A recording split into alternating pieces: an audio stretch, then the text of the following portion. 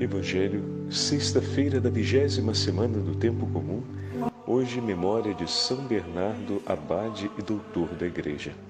O Senhor esteja convosco, Ele está no meio de nós. Proclamação do Evangelho de Jesus Cristo, segundo São Mateus. Glória a vós, Senhor. Naquele tempo, os fariseus ouviram dizer que Jesus se tinha feito calar os saduceus. Então, eles se reuniram em grupo e um deles perguntou a Jesus para experimentá-lo: Mestre, qual é o maior mandamento da lei? Jesus respondeu: Amarás o Senhor teu Deus de todo o teu coração, de toda a tua alma e de todo o teu entendimento. Esse é o maior e o primeiro mandamento. O segundo é semelhante a esse: amarás o teu próximo como a ti mesmo. Toda a lei e os profetas dependem desses dois mandamentos. Palavra da salvação. Glória a vós, Senhor. Sexta-feira da 20ª semana do Tempo Comum, hoje memória de São Bernardo, abade e doutor da Igreja. Em nome do Pai, do Filho e do Espírito Santo. Amém. Queridos irmãos e irmãs, hoje a Santa Liturgia nos entrega mais um trecho do 22º capítulo do Evangelho de São Mateus. E também nesse trecho temos alguns dos mestres da lei, fariseus, que são os interlocutores de Jesus, como ontem ouvimos na parábola a respeito das núpcias, do banquete das núpcias. Então hoje Jesus continua a sua interlocução com os fariseus, mas o tema que se apresenta é um tema muito particular. E aqui vem um presente daqueles que nós já conhecemos, que a liturgia constantemente nos oferece, porque Deus é rico e abundante em seus atos de amor por nós. Hoje celebramos a memória de São Bernardo, um dos maiores pregadores da história da Igreja a respeito do amor de Deus. São Bernardo, além de ter escrito as obras mais bonitas a respeito de Nossa Senhora, é dele a autoria do hino Ave Maris Stella, é a ele também atribuída a oração do Memorária: lembrai-vos, ó Santíssima Virgem Maria, que nenhum dos vossos filhos que a ti se recomendou em suas orações foi por ti esquecido, mande misericórdia. São Bernardo foi o grande pregador a respeito do amor de Deus. E nós hoje somos, digamos assim, convidados a estabelecermos uma amizade com São Bernardo. Não nos esqueçamos que os nossos irmãos e irmãs santos são nossos grandes amigos e intercessores. E com muita frequência nas nossas meditações olhamos para o testemunho de nossos irmãos para buscar nesse testemunho uma aliança de amizade eterna. Mas por que, Padre? Por causa do grande amor dele a Nossa Senhora? Sim, também por isso, certamente. Mas tem uma peculiaridade na vida de São Bernardo. São Bernardo teve a graça de, com seu exemplo e pregação, converter a sua inteira família. Quantos de nós não rezamos cotidianamente pela santificação da nossa casa, da nossa família? É muito comum, meus irmãos, infelizmente, que em nossas famílias, bem no seio de nossas casas, haja tanta resistência ao anúncio do Evangelho e ao desejo por amar a Deus sobre todas as coisas, como o Evangelho nos propõe, e como temos aprendido pouco a pouco a fazer esse ato de amor e de entrega a Jesus a cada dia de nossas vidas, à luz da Palavra de Deus, mergulhando na vitalidade da Igreja, na força dos sacramentos, de maneira que possamos, vivendo a plenitude do Espírito Santo que nos foi entregue no nosso batismo, glorificarmos o nome de Deus e nos tornarmos, como diz São Paulo, unidos de tal forma a Cristo, a ponto de poder dizer: não sou eu mais que vivo, mas Cristo que vive em mim. Também São Bernardo, no início da sua vocação, ele veio de uma família nobre, E o seu pai esperava que ele pudesse continuar a vida de nobreza e dessa forma manter os atributos da família e levar adiante a história da família. Mas em um determinado momento, São Bernardo, movido de grande amor por Deus e tendo ouvido o chamado do Senhor à vida monástica, à vida consagrada, e a vida consagrada beneditina de maior austeridade, que São Roberto, em uma grande reforma, no ano de 1098, havia dado início à ordem dos cistercienses. São Bernardo, então, toma a decisão de deixar tudo e seguir a vida monástica. Seu pai não concorda com a decisão de seu filho e cria-lhe uma grande resistência.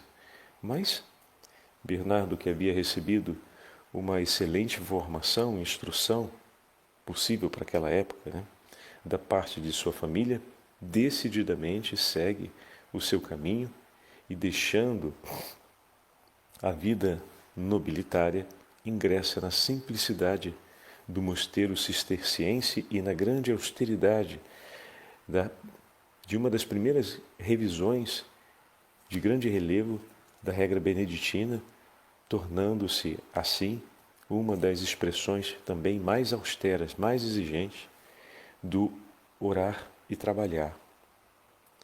E São Bernardo, com a sua oração e com a sua eloquência, aos poucos conseguiu tocar o coração de seus irmãos, por fim o coração de seus tios, o coração de seus primos e o coração de seu pai.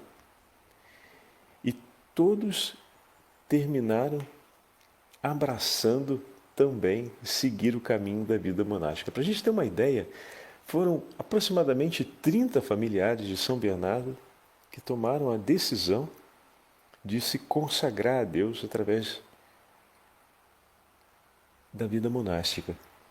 Então temos aqui uma exuberância grande, mas padre, isso foi convencimento ou é vocação? Bom, em relação a isso, já vimos o testemunho de tantos outros santos que o Senhor, num determinado momento de suas vidas, conduzindo a história de suas vocações, propõe a eles um estado de aliança mais profundo e mais intenso, e levando muitos deles da condição de homens ou mulheres casados ou viúvos a se consagrarem a Deus, através de uma perseverança numa ordem terceira e, muitas vezes depois, da viuvez, ingressando definitivamente numa ordem religiosa. Então, assim, 30 familiares de São Bernardo se converteram, inclusive seu pai, que no início era muito resistente, e abraçaram seguir uma vida de total entrega ao Senhor. Olha que maravilha, meus irmãos! Quando entregamos a nossa vida inteiramente ao Senhor, o Senhor realiza prodígios. São Bernardo se tornou instrumento do amor de Deus para a salvação da sua inteira família. E não para por aí. A vida de São Bernardo sempre foi, como nós falamos, uma vida de grande austeridade. O grande monastério de Cîteaux, aonde ingressa São Bernardo, em pouco tempo cresceu de tal forma, por causa da pregação e da vida de santidade desse grande homem de Deus, que São Bernardo parte para fundar aquele que será o monastério de Claraval, tanto que nós o conhecemos como São Bernardo de Claraval. E ao longo da sua história, São Bernardo fundou ainda outros 68 mosteiros. É muita coisa, gente. Estamos falando do 1100, de um período onde a construção dos mosteiros acontecia pelas mãos dos próprios monges. Então, estamos falando de São Bernardo e mais 12 companheiros que partem em uma grande caminhada com a cruz do Senhor nas costas até o lugar onde tinha sido pensado e sinalizado por Deus para a construção desse que seria o mosteiro de Claraval. Do mosteiro de Claraval partiram tantos outros mosteiros. E só ele, como nós vimos, chegou a essa fundação incrível de 68 mosteiros, acompanhando, né? Os seus 38 anos como abade de Claraval, São Bernardo acompanhou a profissão perpétua de quase 900 monges. Foi um período de grande florescência da vida monástica em toda aquela região da França. Se temos a certeza que uma vocação gera frutos quando suscita outras santas vocações, bendito seja Deus pela vocação de São Bernardo, pois suscitou tantas outras santas vocações. E eis aqui um tema que nos toca bastante. Aliás, São Bernardo também, a ele é atribuída a última parte da oração da Salve Rainha, quando nós dizemos: ó clemente, ó piedosa, ó doce sempre Virgem Maria. Quando pensamos a respeito de como esse homem tão limitado na sua saúde conseguiu escrever tantas obras, como, por exemplo, vamos ouvir daqui a pouquinho, além das orações, o grande tratado do amor de Deus, os comentários ao livro dos Cânticos, onde trata o tema da Virgem Maria, onde fala tão amorosamente da Santíssima Mãe, e também os outros livros onde ele faz as contestações a respeito do amor de Deus e defende a beleza do amor de Deus, sem falar no livro dos seus sermões, onde ele encontrava tempo para fazer tudo isso? Além de fundar os mosteiros, o que significa levantar as mangas e quebrar pedra. E não eram mosteiros pequenos. Mosteiros onde iriam habitar mais de 30, 60 monges às vezes.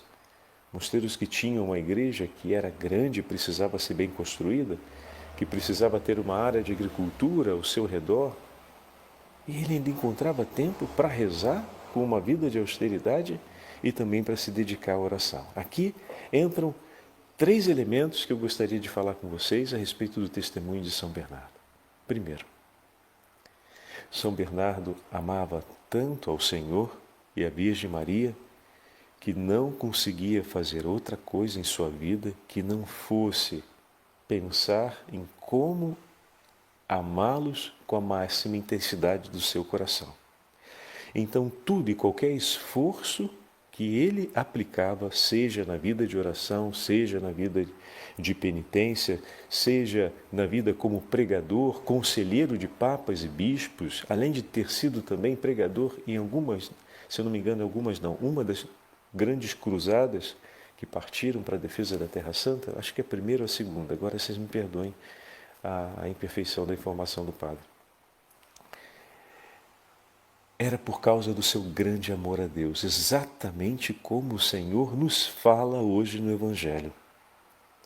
Amar a Deus sobre todas as coisas. Esse é o primeiro de todos os mandamentos. Na medida em que o cumprimos, nascerá toda a disposição necessária para cumprirmos o segundo mandamento. O segundo é este: amarás o teu próximo como a ti mesmo. Santo Agostinho vai nos dizer que o segundo mandamento vem como prioridade na vida cotidiana. É verdade, mas o primeiro é o excelente. Então nós começamos a viver o primeiro, conforme diz Santo Agostinho, vivendo o segundo. É verdade. Mas um coração que se recolhe com o Senhor é um coração que aprende aos poucos a amá-lo. E é realmente no amor ao próximo que nós aprendemos o amor a Deus, como já falamos em tantas ocasiões, como o papel dos pais amando seus filhos é fundamental para encorajá-los a amar a Deus. Mas na medida em que conhecemos esse amor, que o próximo demonstra por nós em nome de Deus, voltamos à fonte inicial de tudo, tomamos conhecimento da fonte inicial de tudo e permanecemos bebendo e recebendo dessa fonte, que é o amor de Deus por nós. E se estivermos unidos a essa fonte, conseguiremos oferecer a nossa vida em favor de muitos. Conseguiríamos entregar a Deus tudo aquilo que o Senhor nos confia. Vejam, a pergunta que foi apresentada pelos fariseus ao Senhor não tinha a intenção de trazer à tona a verdade, como infelizmente, mais uma vez estamos observando. Vira e mexe os fariseus aparecem perguntando para colocar Jesus à prova e não para buscar ver a verdade. Mesmo a intenção do coração deles não sendo boa, o Senhor responde sempre defendendo a verdade e apontando na direção do bem. Isso tem bastante a ver com o evangelho de ontem, lembram? Quando eu falava a respeito da nossa agitação em relação ao mundo, querendo dar supapos na maldade, nas trevas que estão à nossa volta? E esquecemos que na medida em que o nosso coração se enche, se torna impregnado do amor de Deus, é que vamos vencer a maldade e a presença das trevas no mundo. E que o grande combate contra o mal é ter um coração cheio de Deus. Na medida em que temos o nosso coração cheio de Deus, o mal vai vencido.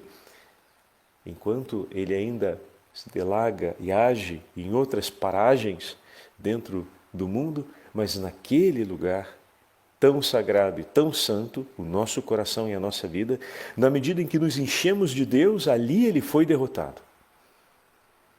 E vamos então pelo mundo com o exercício profético que nos foi assegurado pelo dom do batismo, impregnando tudo de Deus, fazendo com que os corações se tornem cheios de Deus e assim estaremos vencendo e submetendo toda a maldade e perversão que existe. A nossa ação profética, na hora de apontar e denunciar aonde está a ofensa contra Deus e a maldade, ela é acompanhada por, primeiro, de uma grande exuberância e entrega de testemunho do amor desse Senhor, a fim de que os corações se encham de Deus e então seja apontada as trevas que ainda existem para que essas sejam banidas definitivamente. Se vencem as trevas, acendendo a luz. Se vence a maldade presente no mundo, fazendo com que os corações se tornem cheios de Deus, porque aonde há a plenitude de Deus, não pode resistir à presença do mal. E nós estamos vendo esse testemunho também em toda a ação e propulsão da vida, vamos dizer assim, pastoral de São Bernardo. E nós que também temos tanta coisa para fazer na pastoral, para enfrentar na pastoral, cada qual, obviamente, com a missão do seu tempo, com o desafio do seu tempo, com o horizonte que Deus propõe. A São Bernardo foi um, a cada um de nós será um outro, mas não acreditem que a exigência de São Bernardo foi maior ou melhor do que a nossa. O Senhor também tem um plano extraordinariamente grande e autêntico para cada um de nós. Mas, para que esse plano seja vivido à altura do projeto de Deus e os efeitos aconteçam, é preciso que nós tenhamos um coração que se entregue como o coração de São Bernardo. Estão entendendo? Naquele momento histórico, a operosidade como se expressou da vida e da vocação de São Bernardo foi dentro do contexto que o Senhor queria. Agora, a expressão e a operosidade da nossa vocação, no nosso tempo, vai seguir um perfil diferente. Mas assim como o efeito final dessa operosidade e do desdobramento da ação dessa vocação foram frutos extraordinários de vida eterna por tantas almas, também hoje o desdobramento e a operosidade da nossa vocação vai trazer frutos tremendos de vida eterna. E aonde está o ponto de equilíbrio? Que o meu coração e o seu seja tão entregue e impregnado do amor de Deus como foi o coração de São Bernardo. Então, entendido esse primeiro ponto, o segundo ponto é lindíssimo. São Bernardo não perdia tempo. Ah, meus irmãos, como isso é importante para a gente ter a consciência de que a nossa vida tem um começo e tem uma conclusão. E que não podemos, por assim dizer, não por uma obrigação no sentido de uma lei marcial, a lei que deve reger os nossos corações é a lei do amor, a urgência que deve mover a nossa vida é a urgência de amar a Deus e ver Deus amado, como nos ensina o próprio São Bernardo e tantos outros irmãos e irmãs santos, como nos testemunhou sempre a Beatíssima Virgem Maria. E hoje como hoje, temos tantas ocupações, tantos ciclos e círculos de interesse, que muitas vezes a prioridade pelo amor a Deus e pelas coisas de Deus não ganha tanto espaço assim e até vem criticada. Somos chamados de rígidos, às vezes somos chamados de exagerados, às vezes aqueles que buscam a santidade e buscam viver uma vida de total entrega ao Senhor são chamados até de fanáticos. Mas o que a gente pode fazer se todos os santos que estão no céu foram assim? Olha a santidade de São Bernardo. Quem duvida, vamos colocar assim, segundo a classificação do homem de hoje, quem duvida que ele tenha sido rígido, fanático, exagerado? Quem está no céu são esses. O que significa que a escolha de totalidade é e sempre será a escolha de santidade. O Senhor nos chama a uma entrega total. A lei mosaica tinha 613 mandamentos acumulados. Vejam só, 613. Então a pergunta que o fariseu faz, ela tem esse elemento capcioso. A gente pensa que ele está se referindo só aos 10 mandamentos. Não exatamente. Mas aos 613 mandamentos e normas que foram desdobrados a partir daqueles 10. Olha que não é fácil, hein? Se gravar 10 e quando alguém pergunta a gente no quiz, até do jogo do aplicativo, a gente já fica ali rateando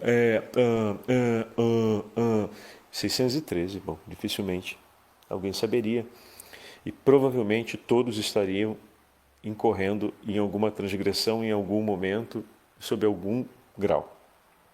Agora, quando fazem essa pergunta para o Senhor e o Senhor diz que toda a lei e os profetas se resumem em 2 mandamentos: amar a Deus sobre todas as coisas e o próximo como a ti mesmo. Que grande tesouro! Se caminhar era difícil porque eram 613, agora que são só 2, é possível correr.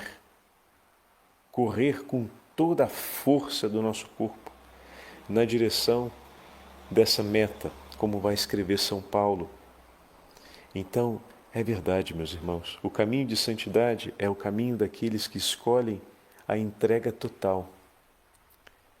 Quando dizemos a respeito de rigidez e de fanatismo, nas expressões de hoje, a gente está falando quase sempre de atos de busca da religião e de abandono do amor. Então entendam, na medida em que amamos intensamente ao Senhor, queremos amar mais e sentimos desgosto por todo o desamor, o que nos fará sermos homens mais rígidos diante do desamor. Por quê? Porque o nosso coração busca viver o rigor dessa beleza, da beleza de amar. Então, de fato, o que é desamor incomoda, não dá gosto, não move simpatia. não gera participação nem desejo de partilha. E aí alguns podem olhar e dizer, bom, você é rígido? Porque vivo o rigor do amor, não quero abrir mão na minha vida de viver aquilo que me faz amar. Não quero abrir mão. Me desculpa, se entre nós o convívio tem que ser sempre marcado por esse tipo de postura, uma postura ou de desprezo, ou de maledicência, ou uma postura de tantas vulgaridades e tanto desrespeito pelo próximo, ou uma postura de distância das coisas de Deus e de certa indiferença àquilo que não faz bem, à alma que não faz bem, à comunhão entre nós e a comunhão com Deus. De fato, na minha vida eu a vivo sobre esse rigor, o rigor de amar e de buscar tudo aquilo que faz o meu Deus amado e que me permite amar o meu irmão. E se esse convívio entre nós não suscita isso em mim, ou não possibilita isso, se torna uma perda de tempo. E eu procuro evitá-lo. Por evitar tudo aquilo que levava-o para fora do amor a Deus, o que faz o coração se tornar sempre mais moroso, e faz o coração, na medida em que a gente não ama, não acredite que não tem efeitos. Não é só uma suspensão do amor. Também a paciência diminui, também a austeridade diminui, então a preguiça cresce, a aspereza ou a agressão, ela começa a se tornar mais viva, mais solta dentro do nosso coração. A indiferença acaba ganhando mais força, então a prontidão para a resposta a Deus e ao gesto de amor ao próximo, ela se torna mais lenta como um reflexo do corpo, né? O corpo entorpecido tem uma resposta de reflexo mais lenta. Assim também acontece na medida em que a gente se dispersa do amor. Então a gente para de correr e começa a caminhar e quem sabe até a rastejar, de tão devagar que a gente vai.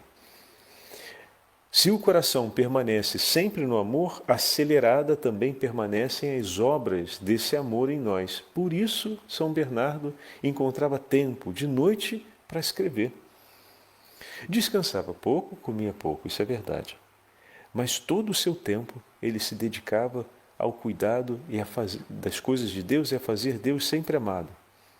E de maneira extraordinária, a maioria das suas obras, e olha que foram obras escritas daquele modo que era na época, hein? Você tinha que marcar o pergaminho, grifando ele com estilete e depois enchendo letra por letra de tinta, o que é um trabalhão enorme. Por mais que no 1100 já fosse desenvolvida essa técnica, não era desenvolvida ao ponto de uma melhoria como a imprensa vai propor a partir do 1500, ou como no 1400 se chegou à grande exuberância da técnica do escribismo. Não, ali a gente ainda tem um período bem lento e bem limitado. E São Bernardo se dedicava intensamente a isso durante as noites. Depois de um dia inteiro de trabalho, o coração ainda fervendo do amor de Deus, se lançava a ele a escrever. E escrevia quase sempre a partir daquilo que vivia. Alguns dos comentaristas a respeito de São Bernardo falam disso. Ele estava colocando em letras o que a vida estava lhe dando a possibilidade de viver.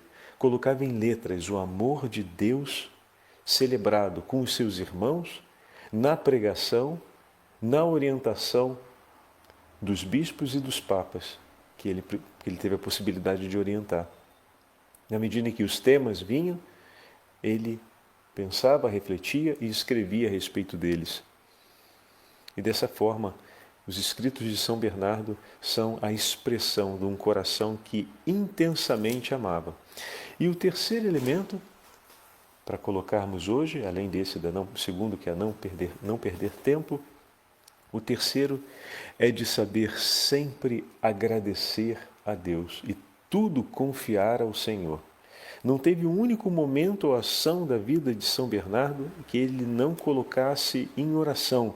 E como já tivemos a chance de falar a respeito da vida monástica, de fato, a oração vem antes do trabalho. E São Bernardo tinha até 9 posturas diferentes do corpo, de maneira que rezasse integralmente, que o seu corpo estivesse inteiramente presente e envolvido na oração. Desde rezar deitado até rezar de pé, rezar com os braços levantados, rezar em postura de prostração, rezar ajoelhado. As várias posturas que no Oriente são muito relevantes para a vida cotidiana monástica, São Bernardo no Ocidente desenvolveu uma percepção tão apurada a respeito disso, de maneira a ajudar-nos a integrar a sensibilidade do corpo ao vigor da oração. Uma das posturas era de pé com os braços abertos, como o Senhor esteve na cruz. E essa era uma postura penitencial, certamente.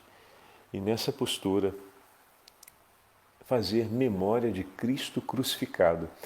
Nós fazemos memória de Cristo crucificado, como o Padre já sugeriu várias vezes, tendo Cristo crucificado, tendo o nosso Senhor crucificado perto de nós, em nossa casa, no nosso ambiente de trabalho e tudo mais, mas tê-lo também na postura da nossa oração. Hoje talvez gerasse um pouco de esquisitice nas nossas igrejas, uma postura como essa, mas não tem problema, os santos são meio esquisitos mesmo, não se impressionem por isso. Tem bastante gente esquisita no mundo que faz a nossa esquisitice se tornar mais uma, e não a esquisitice. Então, fica tranquilo, de esquisito todo mundo tem um pouco, que a nossa esquisitice seja uma santa esquisitice, se podemos brincar assim com o termo. E desse modo, ele fazia o seu momento penitencial nas orações, especialmente quando meditava a paixão de nosso Senhor. Então vamos ouvir, que o nosso tempo já chegou, vamos ouvir esse trecho do sermão do Cântico dos Cânticos, escrito por São Bernardo, é o de hoje da Liturgia das Horas, que fala a respeito do amor. Escutem essas páginas, meus irmãos, olha que maravilha. Amo porque amo, amo para amar. O amor basta-se a si mesmo, em si e por sua causa, encontra satisfação. É seu mérito, seu próprio prêmio. Além de si mesmo, o amor não exige motivo nem fruto.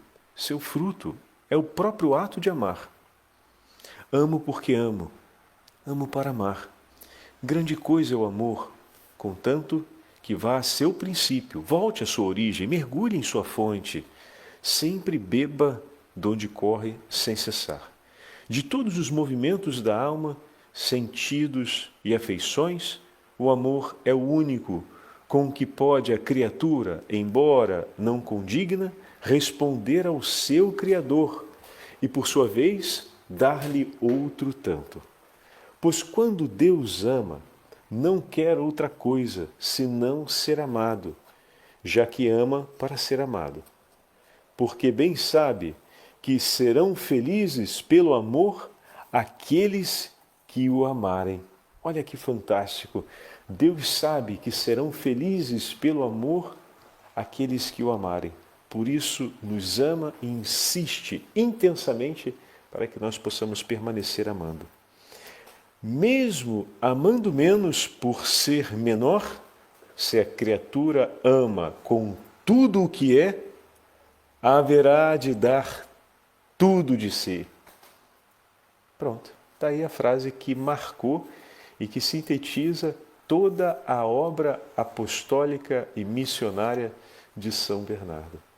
E para concluirmos a nossa meditação de hoje, vamos rezar juntos a oração que é atribuída a ele e é tão bonita, a Santíssima Virgem Maria. Lembrai-vos, ó Puríssima Virgem Maria, de que nunca se ouviu dizer que algum daqueles que recorreram à vossa proteção, imploraram a vossa assistência e clamaram por vosso socorro, tenha sido por vós desamparado, ó Mãe. Animado, pois, com igual confiança, a vós, ó Virgem entre todas singular, como a Mãe eu recorro, de vós me valho, e gemendo sob o peso dos meus pecados, me prostro aos vossos pés, Senhora. Não rejeiteis as minhas súplicas, ó Mãe do Verbo de Deus feito carne, mas dignai-vos de as ouvir propícia e de me alcançar o que vos imploro. E de maneira particular hoje peçamos pela conversão de toda a nossa família. Glória ao Pai, ao Filho e ao Espírito Santo, como era no princípio, agora e sempre. Amém. O Senhor esteja convosco, Ele está no meio de nós. Pela intercessão de São Bernardo e da Santíssima Mãe de Deus, abençoe-vos o Deus Todo-Poderoso, Pai, Filho e Espírito Santo. Amém.